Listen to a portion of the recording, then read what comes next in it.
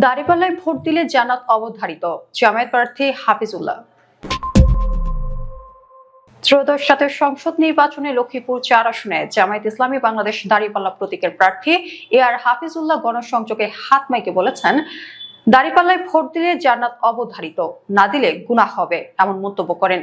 এছাড়াও তিনি আরো বলেন, মা বোনদের জন্য বিধবা ভাতা, বয়স্ক ভাতা, মাতৃকালীন ভাতা, প্রতিবন্ধী ভাতা আছে, এগুলো কি আপনারা পান? এগুলো পান না। তারপরে জেলে কার্ড আছে, সেগুলি পাওয়া যায় না। আপনাদের কাছে অনুরোধ করব, একদল দুর্নীতি করতে করতে শেষ, আরেক দল বিগত দিনে দুর্নীতি করেছে, আবার করতে রেডি হচ্ছে। আপনাদের কাছে অনুরোধ, আমাদের দ্বারা দুর্নীতি হবে না। এবং আমি বলতে চাই, আপনারা যদি ইসলামের পক্ষে, কোরআনের পক্ষে দাঁড়িপাল্লায় ভোট দেন, আপনারা সোয়াবের ভাগী হবেন, আপনাদের জন্য জান্নাত অবধারিত। আর যদি কোরআনের বিরুদ্ধে ভোট দেন, তাহলে গুনাহগার হবেন। দাঁড়িপাল্লা প্রতীকের প্রার্থী এমন বক্তব্য সামাজিক যোগাযোগ মাধ্যম ফেসবুকে সমালোচনার ঝড় দেখা যাচ্ছে। ইমরান হোসেন শাকিল লিখেন, দাঁড়িপাল্লায় ভোট দিলে জান্নাত অবধারিত, না দিলে গুনাহ হবে। জামায়াত প্রার্থী এআর হাফিজুল্লাহ নাউজুবিল্লাহ শাহ আলম সম্রাট লিখেন, দাঁড়িপাল্লার এমপি প্রার্থী জান্নাতের মালিকানা দাবি করে সবাইকে বলে নিশ্চিত জান্নাত দিবে, নাউজুবিল্লাহ। মোহাম্মদ মঈনুদ্দিন লিখেন, তারা এভাবে দেশের সাধারণ মানুষকে ধোঁয়া দিচ্ছে।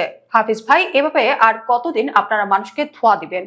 হাফিজ ভাই, আপনি যদি জান্নাতের টিকিট দিতে পারেন, তাহলে আমি কথা দিচ্ছি, আমার প্রথম ভোট আমি আপনাকে দেব, দাঁড়িপাল্লায় দেব। লক্ষ্মীপুর ৪ আসনে ৯ জন প্রার্থী নির্বাচনে অংশ নিলেও ভোট করছেন ৪ জন। তারা হলেন জাতীয়তাবাদী দল বিএনপির মনোনীত এবিএম আশরাফ উদ্দিন নিজান ধানের শীষ, ইসলামী আন্দোলন বাংলাদেশ খালেদ সাইফুল্লাহ হাতপাখা, বাসুদের মিলন মণ্ডল মই প্রতীকে মাঠে ভোটের প্রচার করছেন। এর আগেও নির্বাচনী প্রচারণার মাঠে জামায়াত ইসলামীর একাধিক নেতা ও প্রার্থীর বিতর্কিত বক্তব্য ঘিরে বিব্রত অবস্থায় পড়েছে দলটির হাইকমান্ড। ধর্মীয় আবেগ, প্রশাসন নিয়ন্ত্রণ ও জান্নাত প্রাপ্তির মতো স্পর্শকাতর বিষয় নিয়ে দেওয়া এসব বক্তব্য সামাজিক যোগাযোগ মাধ্যমে ছড়িয়ে পড়ার পর দেশ জুড়ে সমালোচনার ঝড় উঠছে। পরিস্থিতি সামাল দিতে একাধিক নেতাকে শোকজ, সতর্কবার্তা ও ক্ষমা চাইতে বাধ্য হতে হয়েছে। নির্বাচনী বিতর্কের সূত্রপাত হয় আলোচিত ইসলামী বক্তা ও জামায়াত ইসলামীর সমর্থিত প্রার্থী মুফতি আমির হামজার বক্তব্যকে ঘিরে। একটি ওয়াজ মাহফিলে তিনি বলেন, 18 কোটি মানুষ নামাজ পড়লে একটি ভোট দেওয়ার কারণে আপনি সেই 18 কোটি মানুষের নামাজের সওয়াব পাবেন। এক পর্যায়ে তিনি জামায়াত ইসলামীকে ভোট দিলে জান্নাত নিশ্চিত বলেও মন্তব্য করেন। বক্তব্যটি ভাইরাল হলে নেটিজেনদের পাশাপাশি নিজ দলের মধ্যেও তীব্র সমালোচনার মুখে পড়েন তিনি।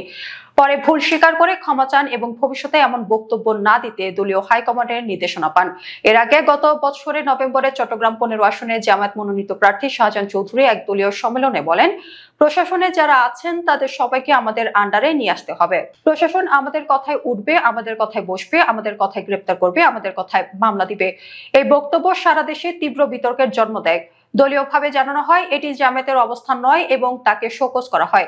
ব্যাপক সমালোচনার মুখে তিনিও পরে ক্ষমা চান। এছাড়া দলীয় এক সমাবেশে জামায়াত নেতা ব্যারিস্টার শাহরিয়ার কবির বলেন, জান্নাতের প্রথম কাতারে যেতে চাইলে জামায়াতে ইসলামী করতে হবে, এর বাইরে দ্বিতীয় কোনো অপশন নাই। এই বক্তব্য সামাজিক যোগাযোগ মাধ্যম ও টক শো গুলোতে ব্যাপক আলোচনার জন্ম দেয়।